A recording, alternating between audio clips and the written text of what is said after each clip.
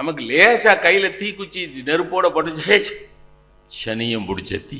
இவன் கவனம் குறைவா இருந்துட்டான், தீய திட்டுவான். தசையினை தீ சுடினும் சிவசக்தியை பாடும் நல் வரம் கேட்டேன். அடுத்தது மதிநலம்.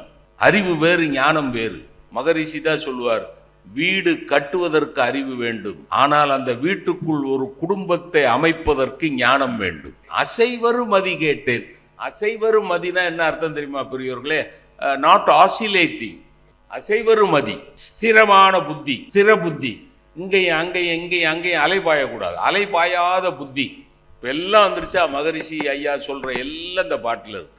விஷயூறு பந்தினை போல் உள்ளம் வேண்டிய படி செல்லும் உடல் கேட்டேன், நசையரு மனம் கேட்டேன், நித்தம் நவமென சுடர்விடும் உயிர் கேட்டேன், தசையினை தீ சுடினும் சிவசக்தியை பாடும் நல் வரம் கேட்டேன், அசைவரும் மதி கேட்டேன்.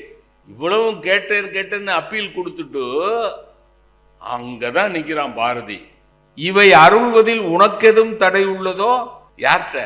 பராசக்திட்ட. ஏமா ஏமா இதெல்லாம் தீஸ் ஆர் மை டிமாண்ட்ஸ். கொடுக்க முடியுமா முடியாதா? இவை அருள்வதில் உனக்கெதும் தடை உள்ளதோ? உனக்கு ஏதாவது பிரச்சனை இருந்தா சொல்லு, I will make other arrangements. பேச முடியுமா சார்? தாசில்தார்கிட்ட போய் பேச முடியுமா? இப்படி கலெக்டர்கிட்ட போய் பேச முடியுமா? சார் இந்தாங்க சார் பெட்டிஷன், செய்ய முடியுமா முடியாதா? கேட்டுட்டு ஆபீஸை விட்டு வெளியே வந்துருவிய? கலெக்டர்கிட்ட கேட்டுட்டு கலெக்டர்கிட்ட கொண்டு போய் இந்தாங்க அந்த இதான் பெட்டிஷன் சார், இதாங்க பெட்டிஷன். முடியுமா முடியாது sir? Sir I give you 5 minutes. முடியுமா முடியாதா கேட்பீங்க? சார் பராசக்திகிட்ட கேட்டான் சார், இதெல்லாம் எனக்கு வேணும், இதை கொடுக்கறதுக்கு உனக்கு ஏதாவது பிரச்சனை இருக்கா?